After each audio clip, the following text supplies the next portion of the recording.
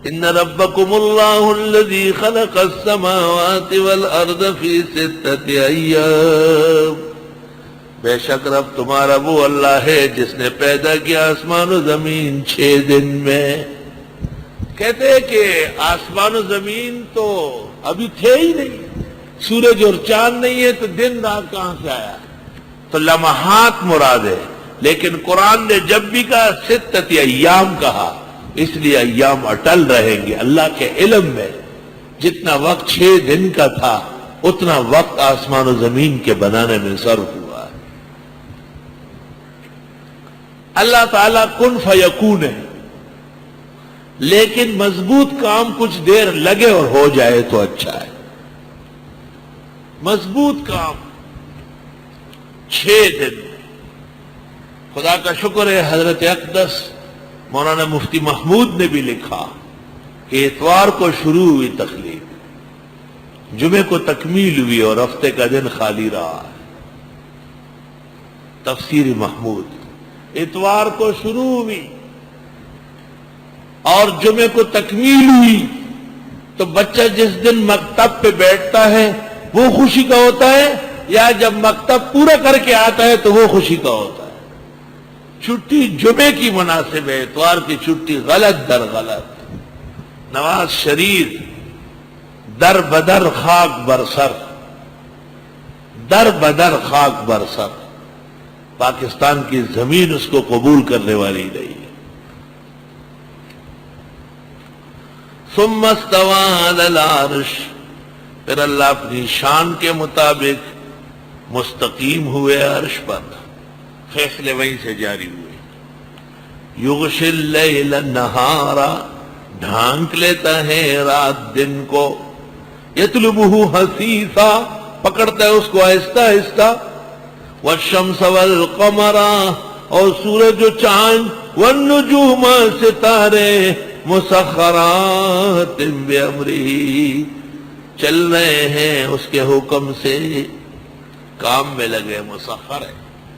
الا لہ الخلق والامر، سنو اسی نے پیدا کیا، اس کا فیصلہ چلتا ہے۔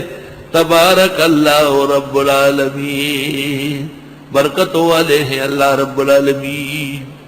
اب اس اللہ سے مانگو جو برکتوں والے، اس اللہ سے مانگو جو خلق و امر کا مالک، اس اللہ سے مانگو جس کے حکم کے سورج چاند ستارے، اس اللہ سے مانگو جو رات اور دن کا لانے والا، اس خدا سے مانگو جو عرش پر مستوی ہے، اس اللہ سے مانگو جس نے آسمان و زمین 6 دن میں بنائے۔ ان ربکم اللہ، یہ رب تمہارا اللہ ہے۔ اس میں کسی داتے کی، کسی معین الدین کی، فرید الدین کی، کسی عرب و عجم کے پیر فقیر کی کچھ نہیں چلتی۔ ادعوا ربکم، پکارو اپنے رب کو، تضرعا و خفیا، عاجزی سے اور آہستہ۔ 14 آداب روح المانی میں لکھے ہیں دعا کے۔ شروع اللہ کے حمد و ثنا سے ہو، طہارت ہو، اور اللہ تعالی کی عظمت کا اعتقاد ہو، اور اپنی عاجزی اور بے بسی مستحضر ہو۔ جو طلب میں نے کیا آپ نے عنایت سے دیا، تیرے قربان میرے ناز اٹھانے والے۔ میں تو پڑھتا ہوں جو طلب ہی نہ کیا آپ نے عنایت سے دیا، تیرے قربان بغیر مانگے سب دینے والے۔ ادعوا ربکم تضرعا وخفیا، پکارو اپنے رب کو عاجزی سے اور آہستہ، تو طہارت ہو، حمد ہو، درود علی النبی ہو، اللہ کی رحمتوں کی امید ہو، دعاؤں کا اٹھان ہو آسمان کی طرف، لیکن کندھوں سے اوپر نہیں۔ مومنوں کو دعا میں شریک کرو، ان گھڑیوں کا خیال رکھو جیسے وقت الافطار، اور جمعہ ساعت خطبہ دعا دل سے بھی مانگو، زبان سے بھی، بارش کے وقت بھی مانگو، افطار کے وقت بھی، رات کے آخری حصے میں بھی مانگو، ختم قرآن کے بعد بھی۔ روح المعانی ذیل الآیا صفحہ 140۔ دعا بڑے ادب و احترام سے ہونا چاہیے، بڑی توجہ سے دعائیں مانگنا چاہیے۔ ادعوا ربکم تضرعا وخفیا، مانگو اپنے رب سے عاجزی کے ساتھ اور آہستہ۔ انہ لا يحب المعتدین، بے شک وہ پسند نہیں کرتے حد سے بڑھنے والوں کو۔ اے خدا وہ بھی دے، وہ بھی دے، وہ بھی دے۔ ایک پیر دعا کر رہا تھا، جو تو نہیں دیتا ہے وہ بھی دے۔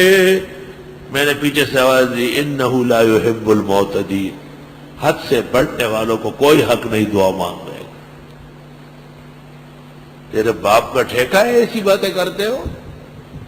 دعا کرتے وقت سر جھکا۔ علماء لکھتے اوپر دیکھنا بھی بید بھی ہے، گستاخی ہے۔ کیا وہی آ رہی تیرے پاس؟ کیا نیچے دیکھ۔ خدا کی رحمت فضل پر بھروسہ کر، وقت دعا اپنے گناہ و جرم کا بھی خیال نہ کرو۔ سادی دعا اچھی لگتی ہے۔ استاد مولانا عبدالحنان دعا مانگتے مانگتے تقریر شروع کر دیتے، اور تقریر کرتے کرتے دعا شروع کر دیتے، پتہ نہیں چلتا ہو، بڑے اچھے لگتے ہیں ماشاءاللہ۔